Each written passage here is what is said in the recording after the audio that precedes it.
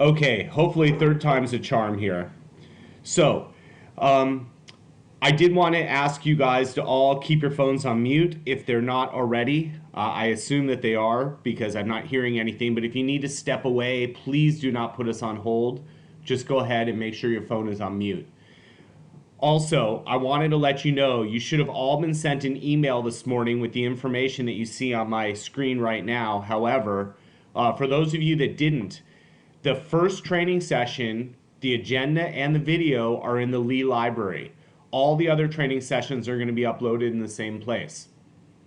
So you were all sent an email this morning with a link to have access to that video and the agenda. So each week we'll do the same thing, or excuse me, every other week when we do these trainings, we'll do the same thing. We'll put them into the same place so you have one place to go to get to all of the videos and the agendas and whatnot. So if you have any questions, please feel free to email those to me afterwards. If we have time afterwards, then we'll just discuss them over the phone. But if not, send an email to me and I'll be putting together an FAQs with those questions, which I'll send out to everybody as well. Okay, so that being said, today's session is primarily to go over the properties.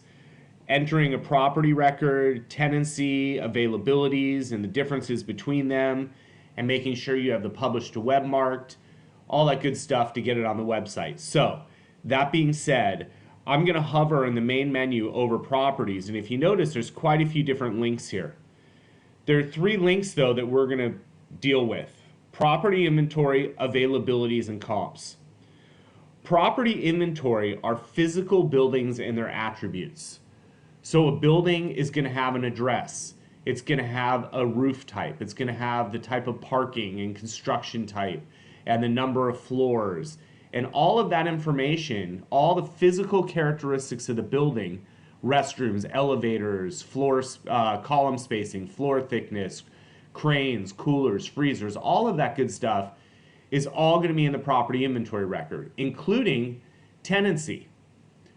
If you have a multi-tenant building and you want to enter in the tenancy, you're going to enter that at the property level. When the building, the whole building or a piece of the building becomes available for lease or for sale, you're going to create an availability.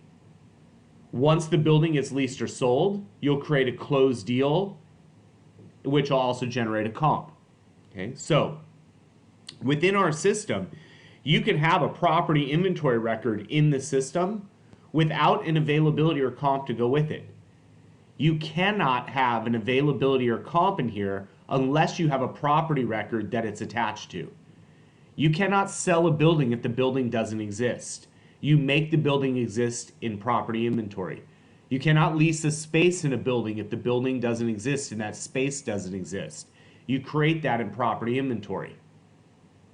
Okay, so when you're entering a property record into the system, if I hover over properties in the main menu and click on the new button, the green circle with the white plus in the middle, it's going to open up a wizard. Now, the required fields on this form are in yellow, dull colored yellow. Okay, you can see if I expand all at the top here, there's only one required field on this form, and that's the property type. If you try and continue on without populating that, you will get a little validation warning that tells you it's a required field. So, if we go back up and we'll create industrial.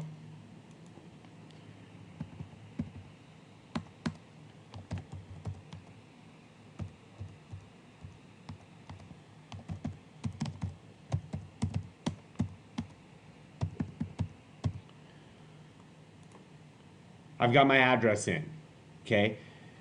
Now I have my additional location details, my markets, my sub-markets, if I'm using micro markets.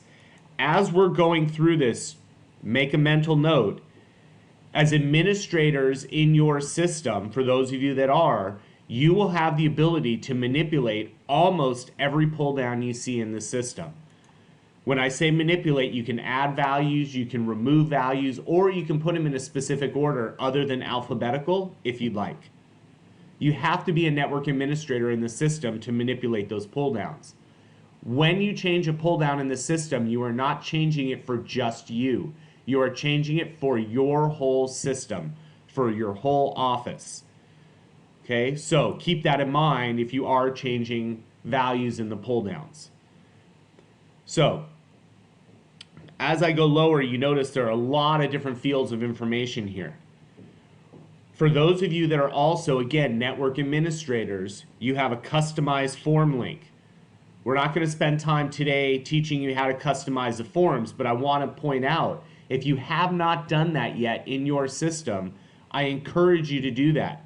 When we talk about customizing the forms, you can color code, you can put tooltips, you can hide fields. We have a lot of fields on our forms that a lot of you in your offices will never use ever. Hide them. Get them off of the form. You should not have to look at fields that you know as a company you will never use. Just a side note, I would encourage you not to just go in and start removing fields. I would encourage you to do a right click of your mouse in a print out the form, talk to some of the agents in your office, talk to the managing broker, talk to somebody who is going to know more specifically which fields you guys will want to use and which ones you won't. Is what you don't want to do is hide some fields, have an agent find out later that there was a field for that, but it just was hidden and they couldn't put anything in it. The more information you put when all is said and done, the more complete of availability you're going to have, which will show up on the Public Lee & Associates website, but also when the deal is done, a better closed deal and comp record. The more information you put, the better. This is for your office only when you enter this stuff in. So put in as much information as you have, as much as the agents are willing to give you, get that in the system. But at the same time, I can't encourage you enough to hide the fields that you're not using, color code the ones that you are that are important, color code them a different color. So if someone is entering it in, they know they always need to populate the blue ones or green ones or yellow or red or whatever color you decide on. Okay? So I'm going to come down to the bottom and hit save and continue. That's going to take us to our property details tab. The property details, this is going to be the most information. And let me point something out actually. I'm going to go back for a moment. When you create a new property record in the system, the name and location tab is going to be the same regardless of what property type you are creating. But when you choose a specific property type, the property details tab that loads next is going to be specific to that property type. We chose industrial, so this is the industrial form. For an industrial property, you're interested in very different types of information than you would be for a piece of land or for a retail building. Okay, so the name and location is always going to be the same, but the property details is going to be different. The reason I'm mentioning that is if you are going to go through and customize, or I like to use the term simplify your forms, when you simplify it, you will need to do it for each of the different property types because they are different forms that will load. Okay, so I'm going to go up to the top here and I'm going to hit expand all. When you're entering into building square footage, this tends to trip some people up sometimes. If you notice a field is grayed out, you do not enter anything in this field. This field is the sum of what you enter in here. These three. So hypothetically, let's say this is 8,500 industrial with 1,500 retail. Maybe there's a sandwich shop or something. The building square footage is 10,000 square feet. This is going to be much more relevant when you're entering in an office building that is retail space or retail building that is office space. Some industrial parks have office space as well, but just remember, if you try and enter something in the building square footage, it will not let you. What you enter in any of these three, it will sum up those numbers and put in the total building square footage. As you're going lower, you're going to just enter in as much information as you know.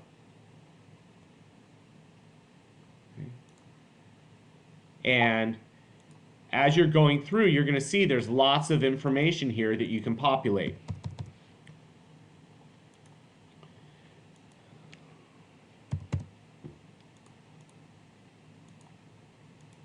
And I don't think we need to go field by field, but if you notice, there are lots of fields of information that you can populate. And as I mentioned earlier, all these pull downs you see right here and other pull downs on the form, you guys have the ability to customize these. Put in whatever values make sense for your market and for the buildings that you guys are tracking. Right?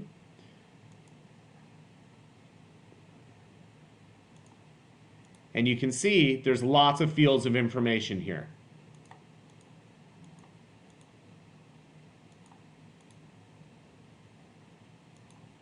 Okay.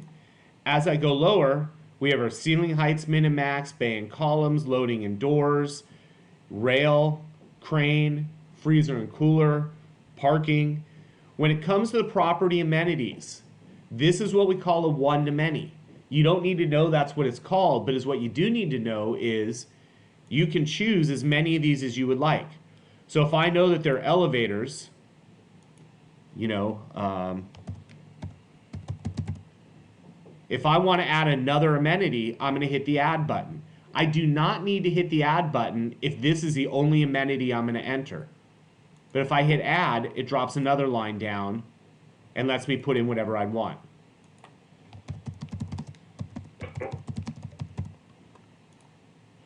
Okay. You have your memo fields here. These will hold up to 2,000 characters each. They don't look that big, but they will hold a lot. If you're more comfortable, you can always grab the bottom right corner and just drag it open if you want to see everything that you're putting in without the little scroll bar. The next section refers to the site. This is the land that the building is on. If I put in the acres, it will calculate the square footage. If I put in the square footage, it'll calculate the acres. Saves you from having to get a calculator out.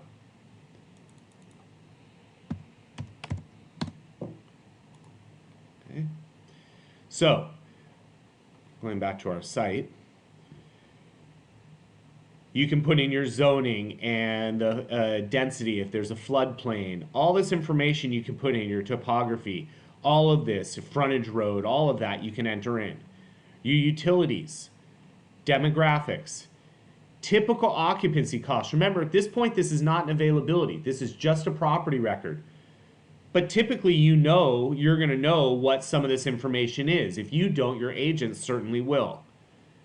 You can populate it if you'd like. If you know you're not going to use a whole section, if you were to simplify your form, you could get rid of the whole section without going field by field. If you just know we're never going to use this section, get rid of the whole thing. Hide it. You can always get it back, but hide it. You shouldn't have to look at it if you're not going to use it. If you have information on the financing and valuation of the property, you can enter that in. Here is where we're going to enter in the property image. If you notice, there's a place for property image and thumbnail. I'm going to hit the little magnifying glass. It's going to let me browse my hard drive, find where on my hard drive I have it, the picture. It can be on your network, it can be anywhere. And then upload it. You do not need to put in a thumbnail. If you notice, I entered the property image and it automatically created a thumbnail for me. When you create an availability, this picture will show up on the availabilities as well. Now, here's your publish to web. Just a property record doesn't matter.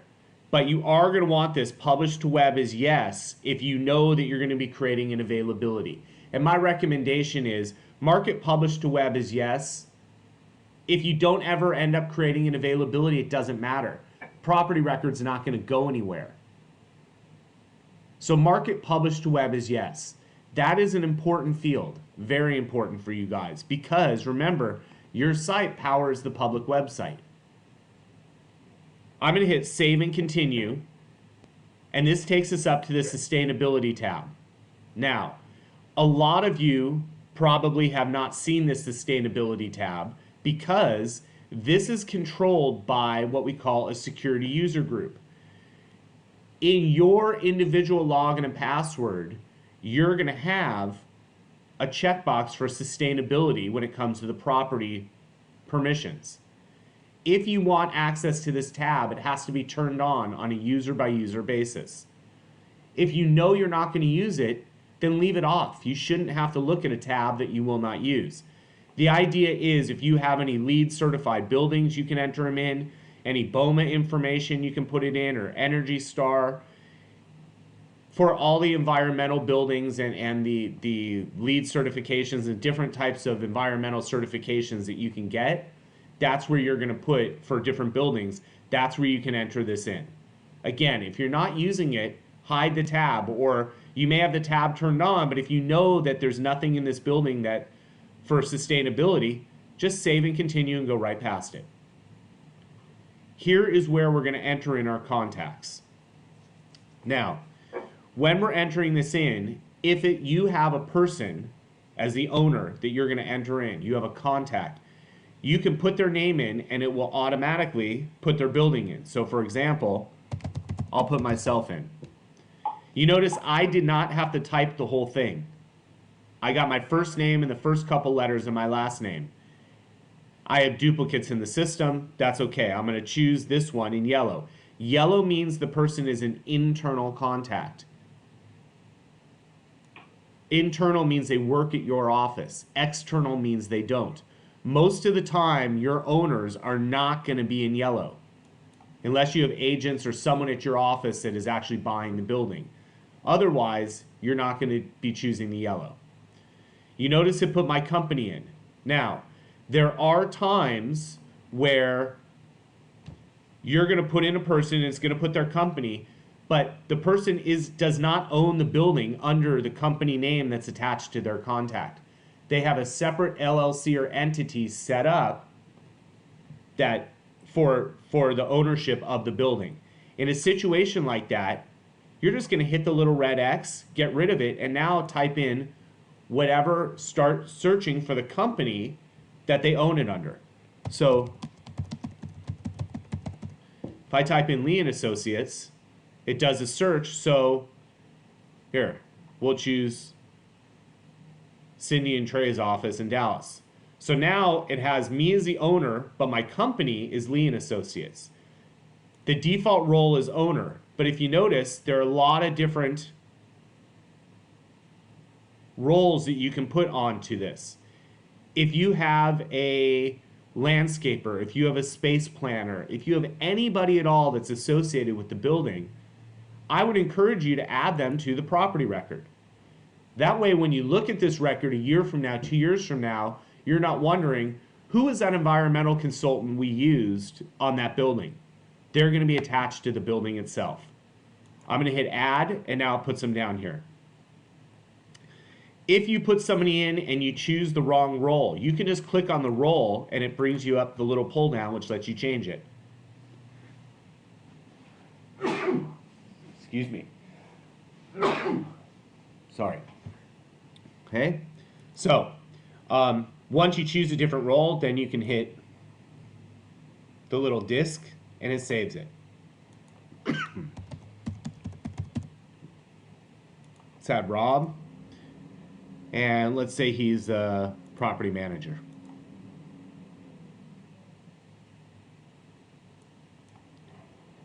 Ah, interesting.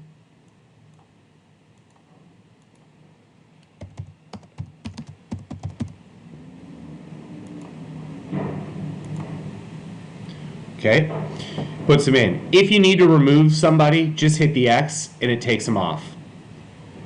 Once you've gotten all of your contacts in, 99% of the time you will be able to hit finish.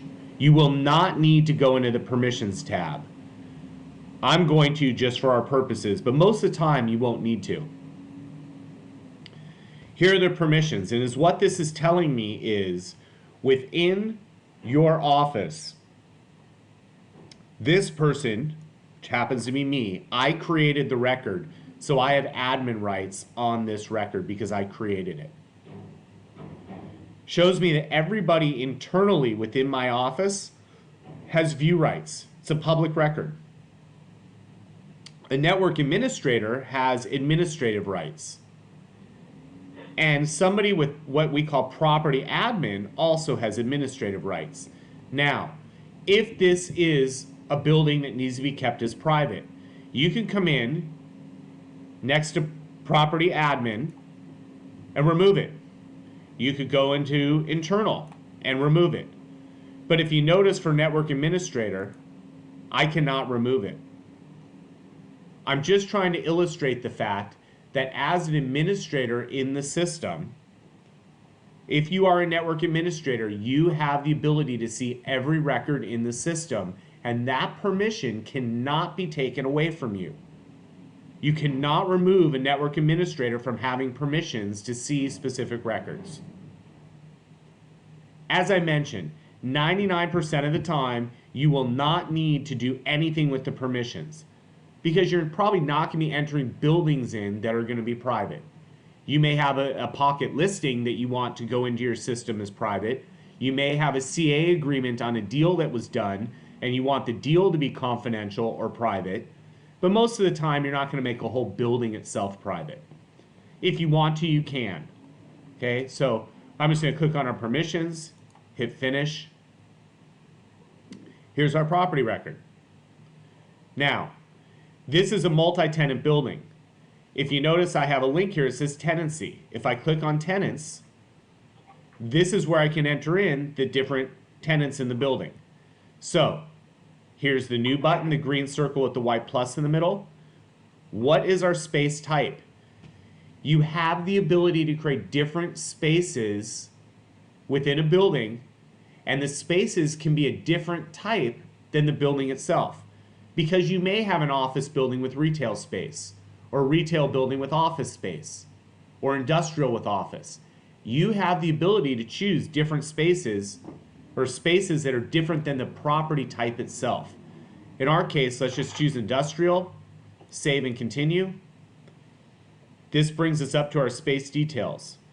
What's the description? Suite 100, it's on the first floor, and I'm gonna say ground level.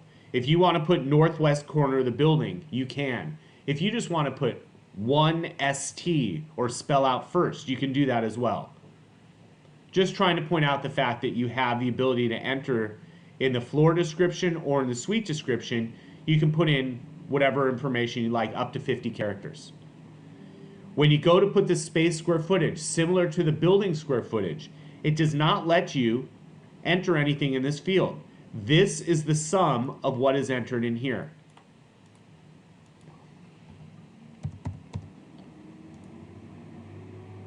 There's our space square footage. You have your min divisible fields pulling from these. Your max contiguous. I'm going to expand all. Our space features, if you want to populate this. You don't need to populate any of these fields if they're not different than the building itself. If you notice the ceiling heights for this space. Most of the time, if you have a multi-tenant building, all of the suites in the building are going to have the same ceiling heights. You're not going to need to populate it here if you did that at the building level, right? You may have spaces, may have specific loading and doors that are unique to that space only, or rail for a specific space. But some of these you're not going to populate because if the building doesn't have it, an individual space isn't going to have it, right? So a space isn't going to have a different type of gas than the rest of the building, or water or sewer. You're not going to have a multi-tenant building that has a different type of sewer than the building itself. It's pretty much always going to be the same. In the rare instance that you need to change it because it is different, you can certainly do that using these fields. Here's your space amenities. Just like I showed you at the property level, you can add as many as you like. And you guys have control over this pull down as well. Okay. You have your comments.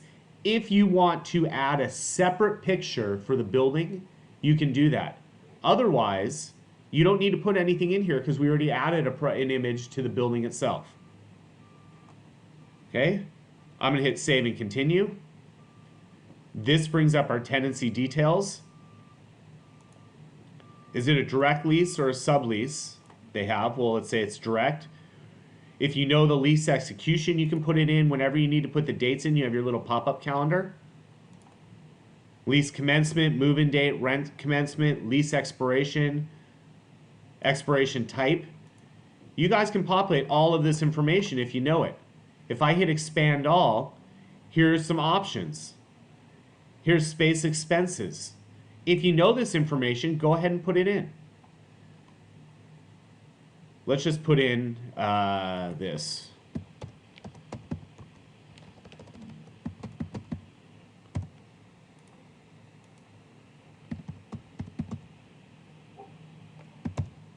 It's a 36-month lease.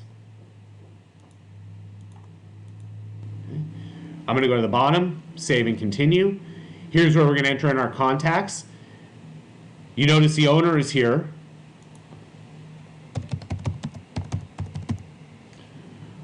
Laura, you're going to be our tenant. Now, let's say you have a tenant, but you don't know who the person is. You just know it's a company. You can come in here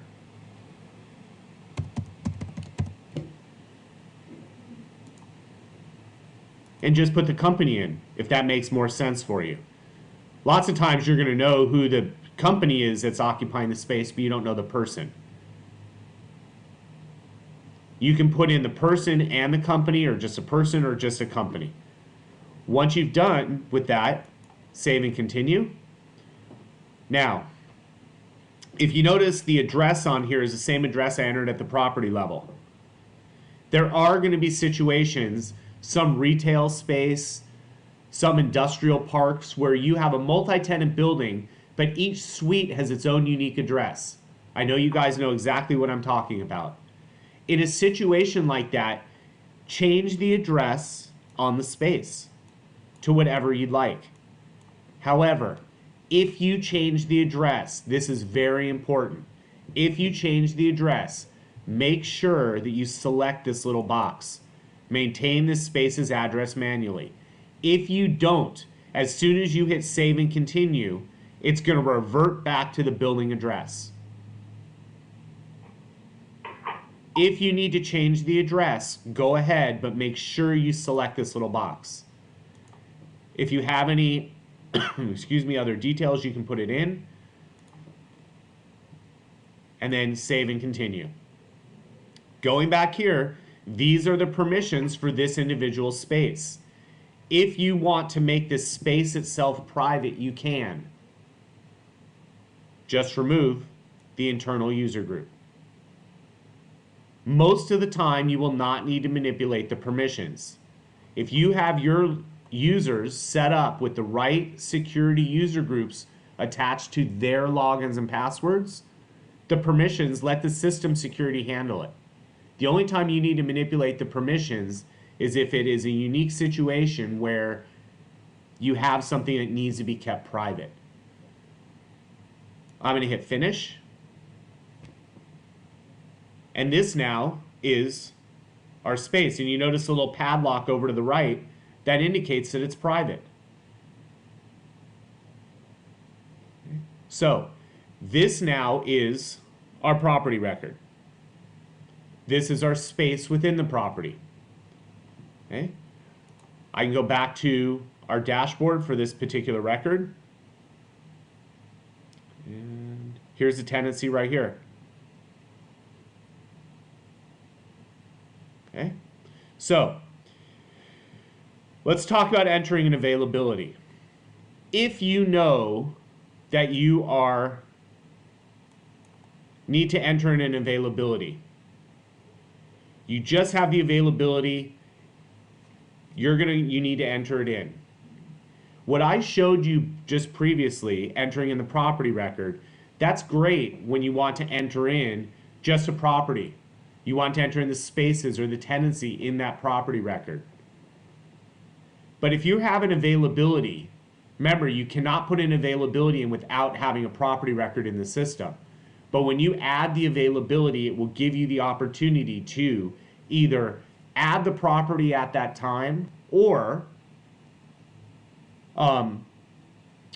you can go in and you can either add it at that time, or you could go into the property record itself and make it available. But look, I'm going to hover over properties and click new availability. This first tab, most of you are probably not managing your availabilities as projects. If you are, you're going to want to flip this to yes. And primarily the idea behind that is if you guys are tracking your pipeline information, your agent's pipeline on specific deals, that's mostly why you're going to manage it as a project. But if I leave this on no, which is the default, you will notice these tabs over here are going to disappear. We won't have to look at them. Now, when I go to enter in my property, look, this is giving me the ability to search for it. If the record comes up, and I'm going to add a little bit more criteria, if the record comes up that I have the availability in, it was 1111 read. If it exists in the system, here it is. If I hover over to add a little thumbnail picture, I can see some basic information about it. This is the record. If it's not, you can create a new one right here. But I'm going to select this because I know this is our building that we want to create the availability in. Save and continue. The next couple tabs are strictly so you can confirm that the information is correct. So if I look and go, yep, this is the right building, and it has the market and sub-market and everything else is entered properly, I'm just going to save and continue. It's going to bring me up to the property details. Is everything entered here accurately? Is everything entered the way I want? Yes, it is. You can go down to the bottom, save and continue. This now brings up any existing spaces that are in the building. Here's our one space right here. Okay, so if this is the space that I need to create the availability on, I'm just going to select it. Or I could create a new space. Or maybe it's for the entire property. The whole building is for sale, or the whole building is for lease. You're going to select whichever one of these is appropriate for the availability that you need to add. If I want to choose the existing one, I'll save and continue. It brings up space location for no other reason other than lets me check it over and make sure it's accurate. When I look at the space details, same thing. I can look at it, yep, this is all accurate, save and continue. Here now is where we're going to enter in availability details. The whole process, this to me is the most confusing, and I'll tell you why. This is the same form that you will populate when you're creating a comp. This is the same form that you will populate if your availability is a lease or a sale. If the comp is a lease or a sale comp. Same exact form you're going to populate. If you notice, lease listing information, lease comp information, sale listing, sale comp. But here's the cool thing about this form. When you choose one of these, it will open up the appropriate fields. For example, if I choose lease, it opened up the lease listing information. The lease comp information is still closed. The sale comp, all this stuff is still closed. It opened up the appropriate fields for me. So when did this come on the market? Well, let's say today. This is exclusive. Is there an actual listing expiration that I'm tracking? Well, if I know the agent, you've got 1 year, right? So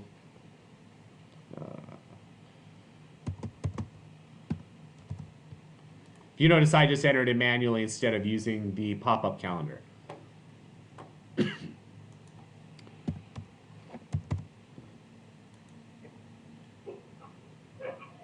Say, here, net.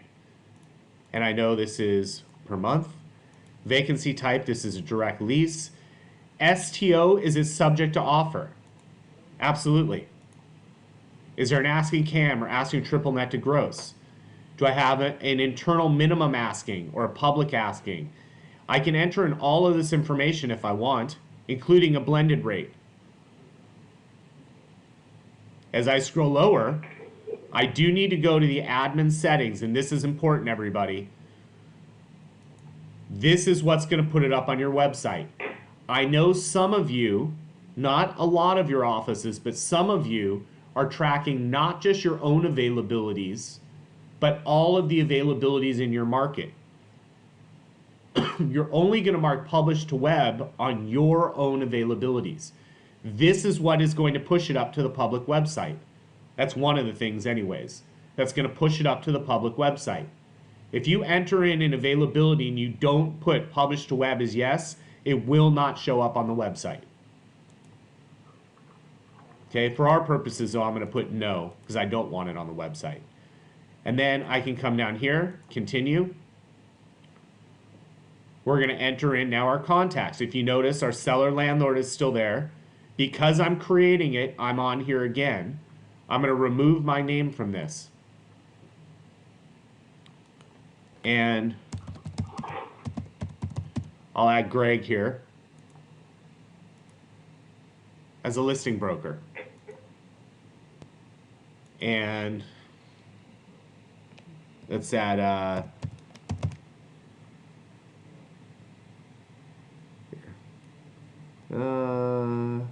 here, let's add an outside agent.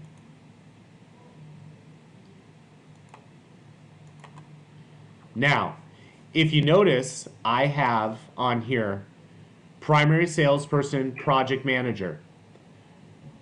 Whoever you select as the primary salesperson, when this deal is done, their name will automatically show up on the invoice that's generated. Project manager, there are other reports that this person, whoever is listed as a project manager, their name will go on automatically.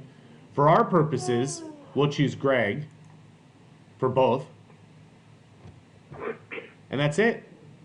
We can save and continue. It's going to tell me that we haven't selected one or more important roles for this deal. Client. Do I want to continue? I can select this if I want, or I could just continue and leave it alone. Here's my permissions again. Most of the time you will not need to manipulate these. However, if you have a pocket listing that you want to get in the system but is not going to go out to your office, put it in as private. Otherwise, you're going to hit finish and you're done. This is our availability now. When you are done, to get it up on the website, you guys should all have a publish to corporate button. And being that I'm on the corporate site right now, it's not on there. But you all have the publish to corporate button. If you don't push that button, your availability will show up on the public website at midnight. Automatically, without you doing anything. It will show up at midnight. However, if you want it to go up right away, then you're going to want to push that button. And here.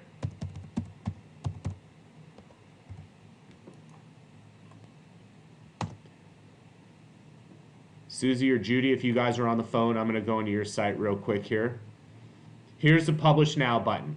This is a widget that can be turned on at the bottom of your screen by adding widgets. If you press this button, it will push the availability up to the website right away. But if you forget or you don't, it'll automatically do it for you. When you come in the morning, it'll automatically be on the website for you.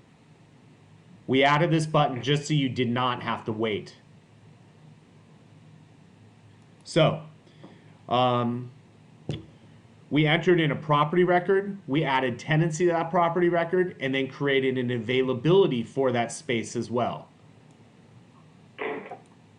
If you have any questions, please send an email to me and copy Lori just so she's aware of the questions that are coming in as well. We do have a couple minutes. If anyone wants to ask any questions right now, you can unmute your phones and go ahead and ask. Otherwise, thank you all very much for participating. This video will be posted up in the Lee library with the agenda. And if any questions are submitted, I will create an FAQs for those that will go up as well. So I hope you all found this beneficial. Have a great afternoon and a good rest of your week.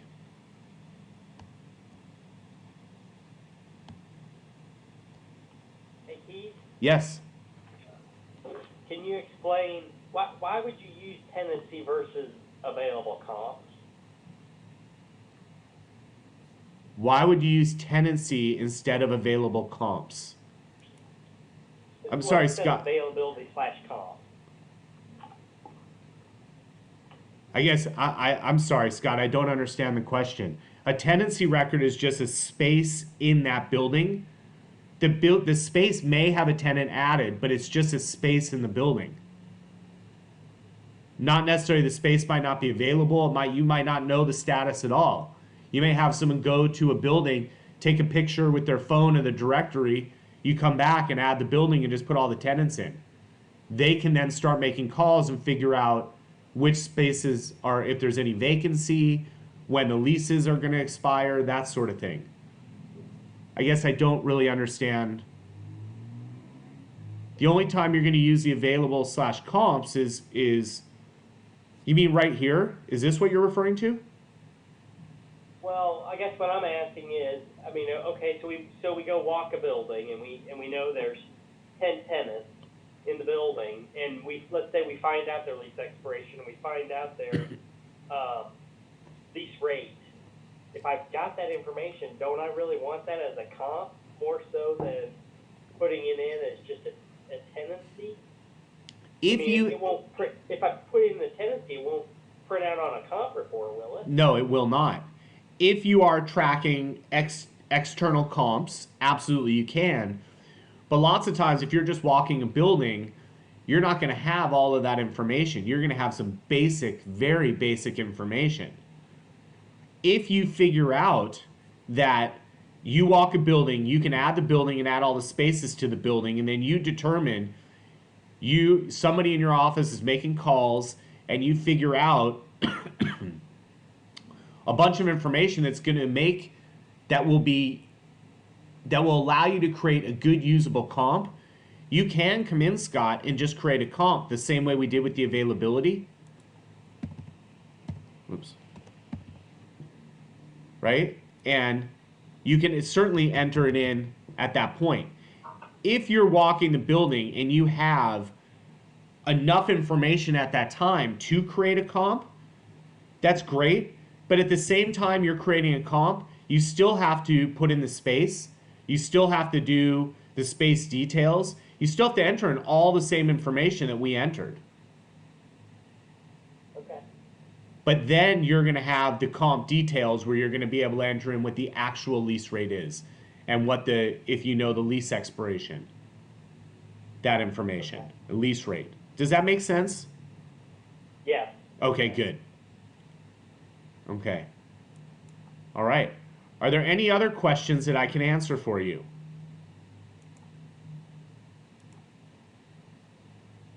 Okay. Well, thank you guys all again for participating. The video for this will be posted up in the Lee library. So please use it as a reference, and look forward to speaking to all of you in a couple weeks. Have a great afternoon. Bye-bye.